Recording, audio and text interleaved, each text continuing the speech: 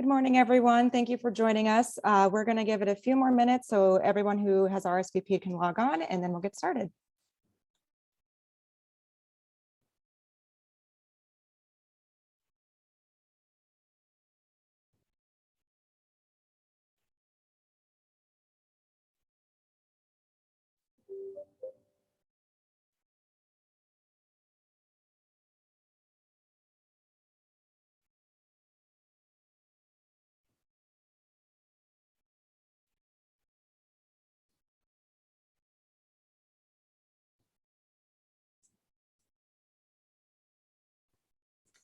Good morning, everyone. Thank you for those of you who have signed on. We're just going to give it another 2 minutes or so here, and then we'll get our presentation started. Thank you for waiting.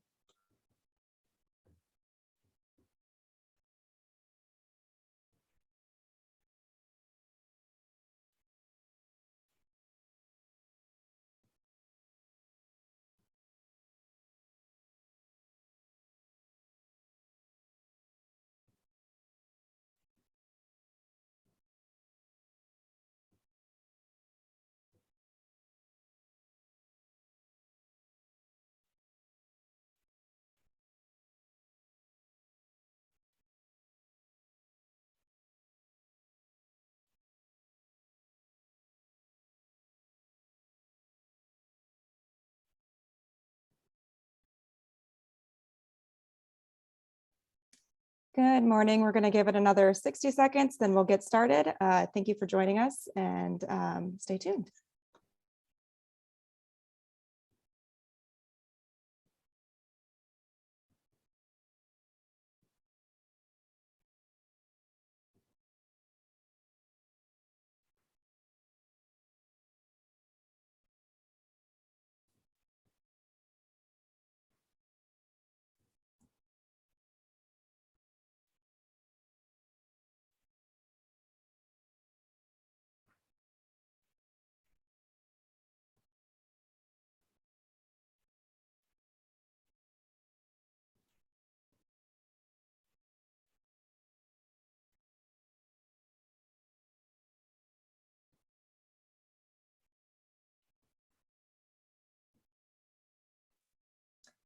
All right, good morning, everyone. Thank you again for joining us. We're going to go ahead and get started just out of respect for everyone's time. So my name is Chelsea Keeney, and I am the Director of Communications and Stakeholder Engagement with Groundwork Ohio. As you know, today we'll be discussing a new statewide poll of Ohio voters and parents with children under the age of 5 that explores issues related to early childhood education, Ohio's workforce and childcare crisis, early childhood mental health, and more. So during today's webinar, we're going to dive deeper into our poll results and what they mean for our state going forward.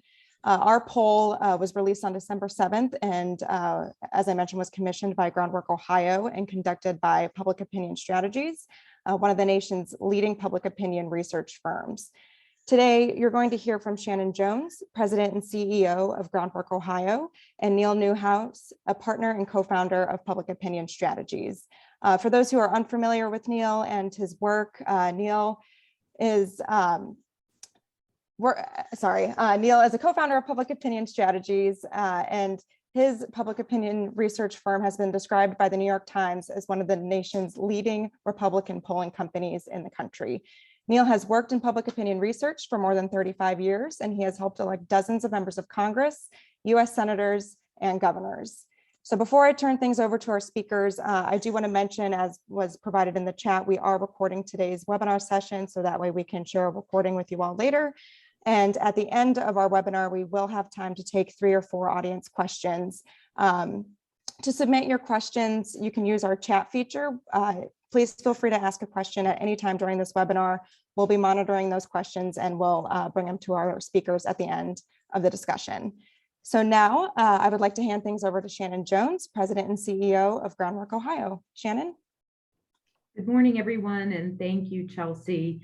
I just want to maybe provide a little bit of background of why Groundwork decided to go this route, but hand it over to Neil to get into the nitty-gritty. He's the one you really want to hear from anyway, but I think it's important to understand that we have continued to hear all kinds of anecdotal evidence from the field and from parents around how the lack of childcare, how the expense of childcare is impacting their ability to stay connected to the workforce. And so we really thought it was important to understand and hear directly from parents on this point. We spent a couple of evenings doing some facilitated focus grouping that Neil conducted for us in some of our rural communities around the greater Cincinnati metro area, as well as the communities surrounding the Columbus area. And I have to tell you, I was really stunned when we spoke to women who had young children at home who have been impacted by the lack of affordable and quality childcare, how it impacts their own family's economic security. And I think the other point that's worth mentioning is how deeply concerned they are about the mental health and well-being of their young children as we are trying to recover from this pandemic period. And so spending all of this time with these parents and understanding the realities that they're dealing with helped inform our polling instrument so that we could not only understand the attitudes of voters around the state of Ohio, but we specifically wanted to speak again to parents with young children who we learned from these focus groups are so very impacted by what's happening. So that's why Groundwork felt it was important to get a better sense of what are the needs of families. What are they telling us they need to get reconnected or stay connected to the workforce? And it was with that question in mind that we enlisted the help of Neil. So Neil, I'm going to turn it over to you to share your presentation, and then we can talk on the other side of that. Shannon, thank you. Let me pull this up. Shannon and Chelsea hit a really important point here, which is that we did those focus groups ahead of actually doing the survey itself. That provided us really a strong foundation for what questions we should be asking. It was really important for us to do that. And I think that was it was very informative. But let me walk you through what we did. I think you can see this, but let me continue here. So we did a statewide survey, 800 registered voters, and then an additional 400 sample of parents with children under the age of 5. This is an online survey. It's online because that is simply the best way to kind of reach this small select audience of parents with kids under the age of 5. We matched the demographics by weighting to our previous regular telephone research we've done in the state, and we've done many statewide surveys here. So the demographics matched up, partisanship matched up. I mean, everything from who they voted for president in 2020 matched up. So we made sure it was a representative sample. So the margin of error in the overall sample was 3.5 points. It's about 5 points for the parents over sample, but that's getting 400 parents, children under the age of 5, that's a very narrow audience. We feel very comfortable with that sample size. So let me just walk you through the sample itself. Whites comprised 84% of the sample, people of color 15%. Geographically, the suburban areas dominated 53%, urban 29%, rural areas 18%, men and women 55-45, and by partisanship 31R, 31I, and 36 Democrats. So it's a pretty decent statewide sample that you might see on any normal survey that's done statewide. So when I go through this, I'd like to start with key points. Here are the points you really need to understand, and then I like to then go through the data to go back and kind of reinforce those key points. So the key findings of the survey. First is we've all heard of, I mean, the help wanted signs are prolific across the state, across the country right now. Labor shortages, we're all reading about that, and supply chain shortages. But what was really interesting in this survey is that it is clear that childcare has become an economic issue. More than 4 in 10 working parents said they've had to cut back on hours to care for their kids. 60% of non-working or part-time working moms said they would go back to work if their child had access to quality childcare at a reasonable cost. That's an incredible number. So number one is it's turned out to be an economic issue. Secondly, Ohio parents with young children are under incredible pressure, and I'm going to get to this. That's exacerbated by the pandemic. This is really causing household economic problems. Nearly 1 in 2 parents with children under 5 said they've had serious problems meeting work or family responsibilities, affording childcare, or with childcare that has impacted their work. So the relationship between childcare and employment is very clear with these parents. Third, parents make a direct connection between childcare and the ability to work, make money. So we asked an open-ended question about what does childcare mean to them? And the most common answer is it allows me to work more. So we asked parents who didn't have childcare, what would having childcare allow you to do you don't do now? The single most mentioned response is work more.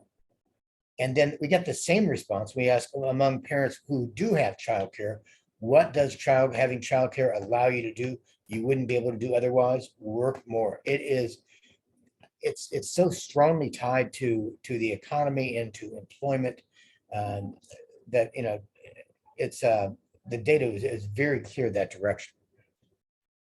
The pandemic. This is data. This is a finding we've kind of ratified in other work we've done in other states, but the pandemic has really put a strain on kids' mental health and the mental health of their parents.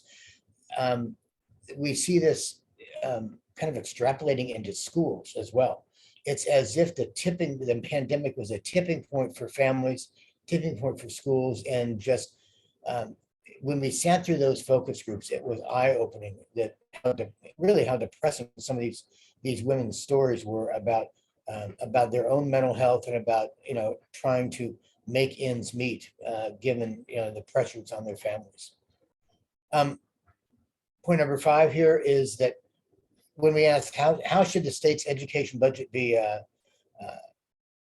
divided, and we went from early childhood to elementary school, junior high, and high school, 24% of the state's education budget should be allocated towards early childhood education, and parents were the highest at 31%.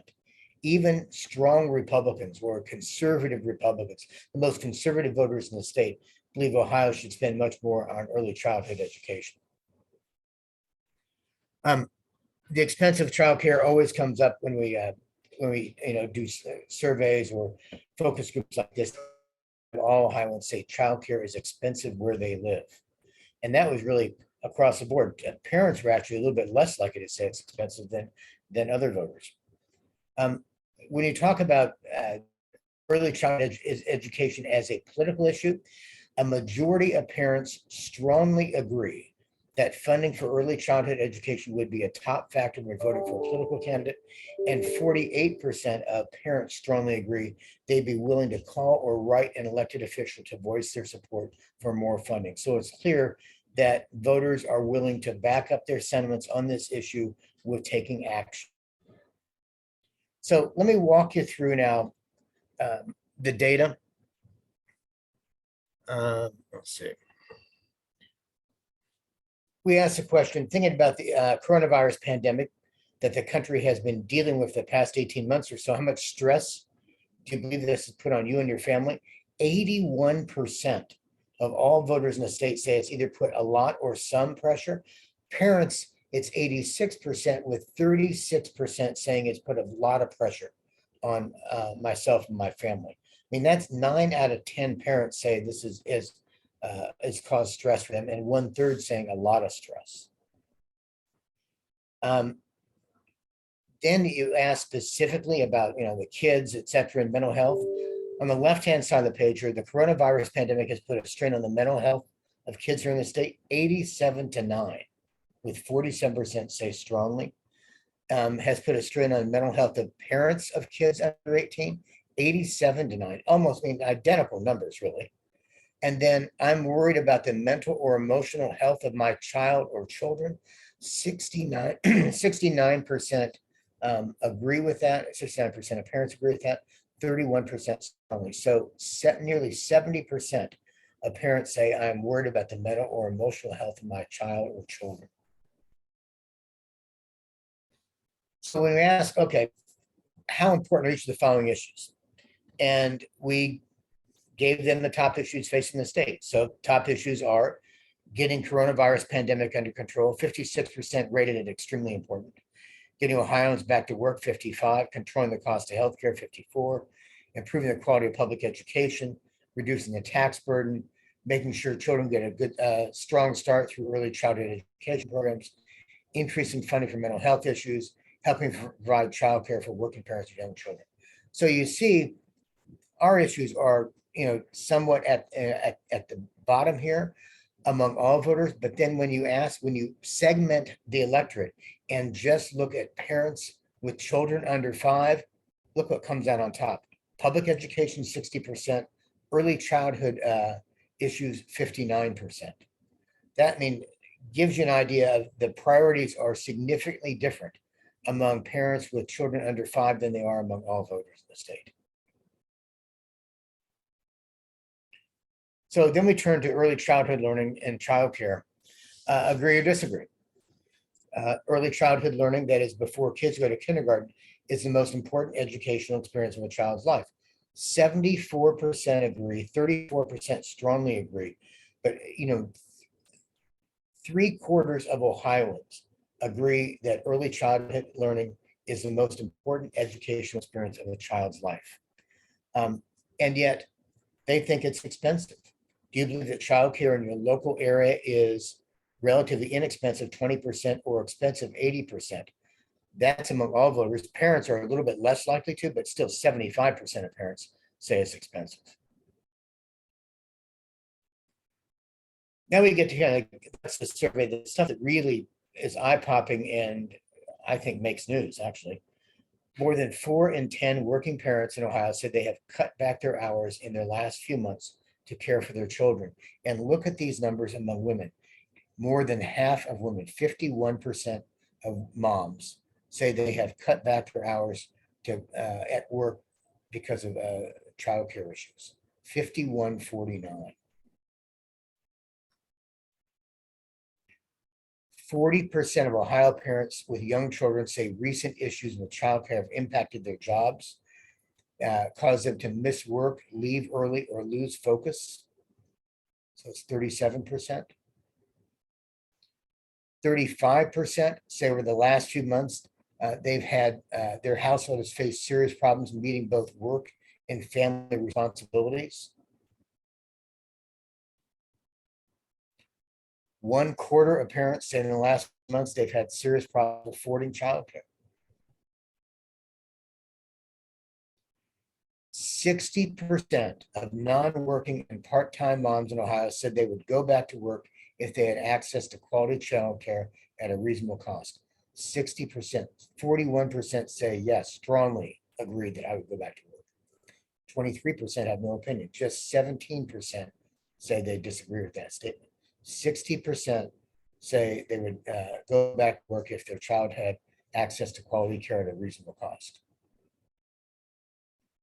So then we asked an open-ended question. If you did have childcare, what would that allow you to do that you don't do now? And here are just a few sample verbatim comments.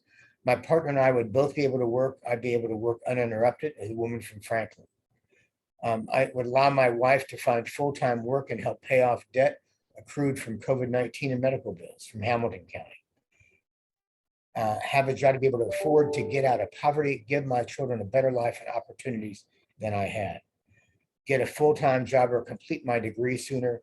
Get a job to help with bills, to save back for a much-needed health procedure I need done but can't afford. So you see, it's about, it would allow them to work more, make more money, and, and meet goals that they haven't been able to do. So then we asked people who do have childcare, what does this allow them to do they wouldn't be able to do otherwise? Go to work part-time, full-time student, go to school 2 days a week. Allows me to work a second job to pay my bills. Allows my boyfriend and I to work so we can provide for our children and ourselves. Having childcare allows me to work so I can pay for food and my mortgage. What having childcare allows me to do, I wouldn't be able to do otherwise, is work. So you see that work more phrase just keeps coming up here, and it allows them to work more, and the benefit is more money, being able to pay bills and do things they'd like to do. So then we focused on money for education, and we asked this following question. Think about the issue of education for a moment. There are, of course, different stages of education that the state can invest in for those who are 18 and under. So we obviously eliminated higher ed, Ohio State, anything or money for community college, just focused on K to 12 and lower.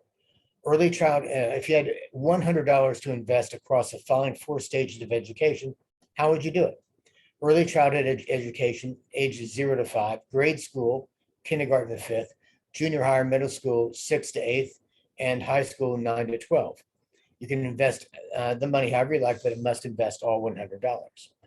So what we found is voters really invested the money pretty evenly, almost, one quarter, 24.2% going to early childhood, 24.5 grade school, 22.7 junior high, 27.9 for high school. And then when you look at it by some of the crosstabs here, even strong Republicans, 21% of our sample, 23.4% going to early childhood, about 31% going to high school. Parents with kids under 5, 31% say that money should go to early childhood ed, and all parents, 27.3% say that money should be going to, or 27.3% of the money should go to early childhood, just narrowly above those saying that the allocation they give to high school. So it just gives you an idea here of how strongly it is. And among non-white voters we talked to, 28.4%, they believe 28.4% of the education dollars should go to early childhood. So finally, just get to the kind of the election impact. What impact does this have on campaigns, on candidates running for office? Agree, disagree. I care about the issue of early childhood education a great deal. It would be a top factor in my vote for an elected official. Among all voters, it's 79% agree with that, 21% disagree, 36% say they strongly agree, but among parents, the numbers are more intense, 89 to 11, and then the intense number there, 58%. So more than half of parents strongly agree that this would be a top factor in their vote for an elected official.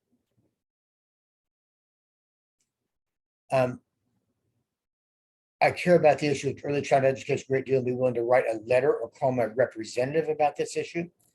Again, you see the difference between the total sample, which is still high at 70 to 30, and parents 88 to 12, with about half of parents saying, yeah, I would write a letter or call my representative. And then finally, we asked,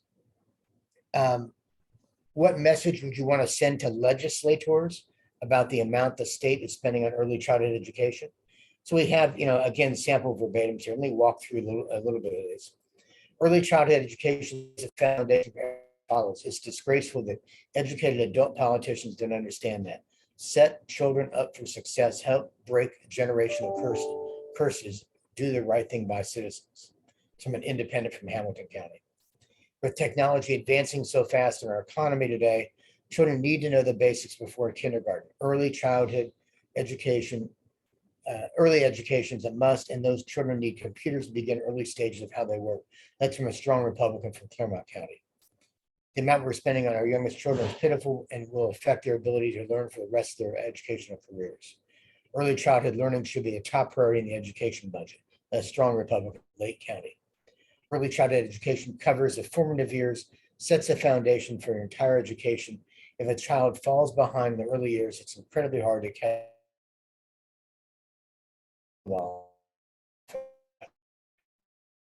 children of the future, invest in them early in life to get the best possible dollar that can be spent, should be the most important investment the government can make to make good citizens. So that gives you kind of a run through. Mind here is this issue has become in an era of labor shortages. The issue of childcare has become a key economic issue. If we want to increase the workforce, we've got to make childcare, early childhood education more affordable, more accessible for moms and dads so that they can go to work and make money and boost the economy. So with that being said, let me stop the screen sharing here and turn it back over to Shannon to say a few words before we open it up for questions. Thank you so much, Neil. I really appreciate your thoughtful analysis. And like you, those focus groups were really important. I'm so glad we invested in that because I think it made the survey really precise and focus on what parents, in particular parents of young children, are really experiencing during this time. I mean, we are a public policy and advocacy organization at Groundwork. And, when we look at this data and we really take the time to listen to parents, it's absolutely clear that if we want to address the workforce shortage, we have to meet the needs of these families who are saying, if there is quality, affordable childcare, I'm already trained. In many cases, I'm already connected to a job, but I want to work more because that will help my family. That will enable me to provide for them in their future.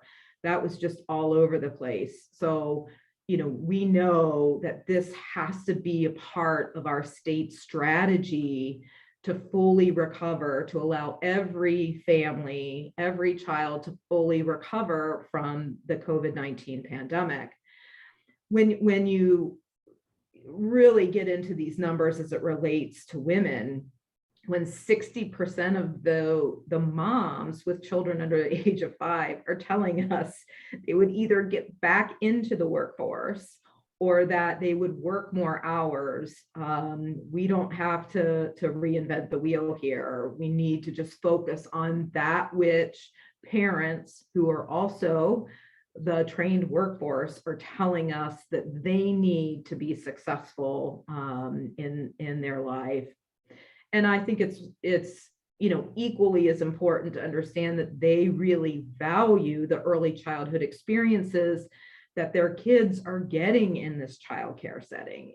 Quality came up throughout this. And I think, when parents are also sharing how impacted they are and how concerned they are about their babies and their toddlers and their mental health needs, now is really the time for us as a state, as a matter of policy, to not only invest in affordable childcare so families can be connected to work, but they will only go back to work. These parents will only go back to work when the environments are of a high quality, where they know that their children's social and emotional and mental health needs are also being met.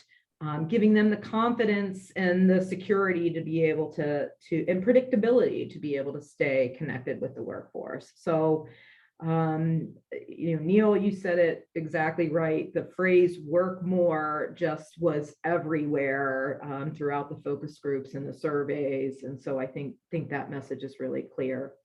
So, with that, I will turn it over to Chelsea. And I think we have time for a couple of questions. So Chelsea, I'll turn it over to you. Yes, thank you, Shannon and Neil. So as a reminder, if you would like to submit a question for our panelists, you can use the comment feature, and we have time to take a few of your questions. And so the first one, I think I'll direct to Neil, but we have someone who's interested. Have you done other polling in other states or national polling that shares a similar story that you shared today? Or is this really unique to Ohio? It's unfortunately, it's not unique to Ohio. We've done work for the First 5 Years Fund, which basically reflects many of the numbers we've seen here. We've also done focus groups in Tennessee among parents on school issues, and the same thematic still comes up there. So this is not an Ohio specific problem. It is a national problem. And it's impacting people across the country. What was really striking, and we learned from those Nashville groups to ask in Ohio, was the impact that the pandemic has had on parents, and just this, it was almost as if it was a tipping point, a stress tipping point for parents trying to juggle, being now working at home and then trying to homeschool their kids or try to oversee their kids' education. And it just brought these parents and families to breaking points. And I think this whole childcare issue is very closely tied to that. Thank you, Neil. Shannon, I've got a question here for you, and you touched on this a little bit in your closing remarks, but we have someone who was really interested in the findings around early childhood mental health. Just wanting to know, what was your reaction to seeing that so many Ohio parents with young kids are expressing that they are concerned about their children's mental health? And do you think that there is enough focus on this, under age 5 space when it comes to the mental health of kids? Yeah, I think this is a really important point to lift up. And so when we're talking about parents, we've said it over and over again, but I want people to really think about the parents we're talking to. These are parents with babies and toddlers. So these are parents with really young children that where during this important first 1,000 days of a child's life that sets the stage for all future learning and lifelong success. And they were totally keyed in to the mental health of their babies and toddlers. And a lot of times when we kind of read the news media accounts of children's mental health as it comes out of the pandemic, I think automatically revert to thinking about adolescent children. And that is true. Children of all ages have been impacted by this pandemic in ways that, we're going to be learning about well into the future. But what isn't given enough attention is around how do we support the unique needs of infants and toddlers? Parents are telling us that they have concerns. The way an infant or a toddler may express those concerns, about their angst and the trauma, doesn't look like it does as a middle school child or a high school child. They don't have suicidal ideation, for example, where there's a lot of attention being put on that. I think that, this is a chance for us to lift up the story that there's lots of literature out there that explains to us what's happening with the infant's brain when they're experiencing trauma. But that coupled with these individual stories, these verbatims, the focus groups, they're telling us, these parents of babies and toddlers are telling us, we're really concerned. We are not going to go back to work unless we have access to these quality environments that support the mental health of our youngest children, that have this trauma-informed piece of the pie. That's what our quality system is really rooted in, is this supportive, responsive caregiving that's literally brain building. And so more attention has to be placed by policymakers that's saying, yes, the mental health needs of our adolescents, super important. And this is impacting our babies at the most critical time of brain development. So we have to lean in here too. Thank you, Shannon. Our next question here, I think I would defer to both Neil and Shannon, but we have someone who's interested. Obviously, we covered a lot of ground in this poll on numerous topics, but in both the process of doing these focus groups and doing the statewide poll, what was your big takeaway? If we had, one takeaway to really center on this poll, what would you share as it relates to parents with young children? Neil, you go. Okay, I go. With the issues we're facing right now with employment and people looking for jobs being open, what struck me in the poll was it's a fairly easy fix, not easy, legislatively, but the strong tie between increased accessibility, availability, and affordability of childcare that allows people to go to work and focus on work. And it's a number of factors that have contributed to the labor shortage now, but this is one of them, and parents don't feel comfortable with. I mean, I guess one of the questions that was raised by one of the attendees today is the issue of quarantining the kids and how the pandemic has really put a strain on families. It's hard to go to work. It's hard to, you can't even send kids to childcare because when the kids have to be quarantined for a week after being exposed to COVID. So COVID is at the root of a lot of our issues right now. But in order to address these concerns about going back to work, you've got to hit the issue of childcare. Otherwise, we're not going to be at full employment, and families are going to be left to struggle. And so that was the economic tie, which is what we led with in this thing, was the thing that stood out to me most strongly in this data.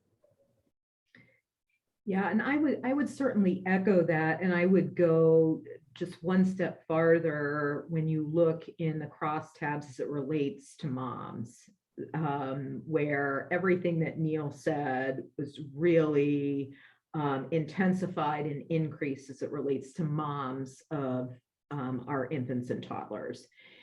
And, I read this statistic about prior to the pandemic, 10% of our workforce was made up of moms with children under the age of 5. They now account for 25% of the workforce that has left since the pandemic. And these are moms who have been in the workforce and are expressing a desire to get back into the workforce. And so that 60% number, 60% of women with children under the age of 5 said that they would either go back to work to provide for their families, or that they would work more hours, meaning they at one time worked full time, but are on a part-time schedule because the childcare demands have been so enormous.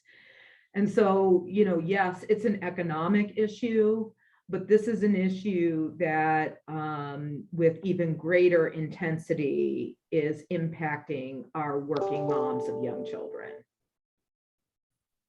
Thank you, Shannon. And I think we have time for one more question.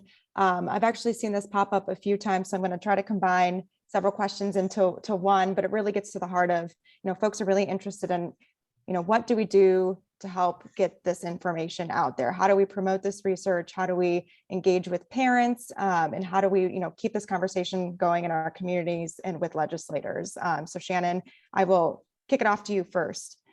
Great.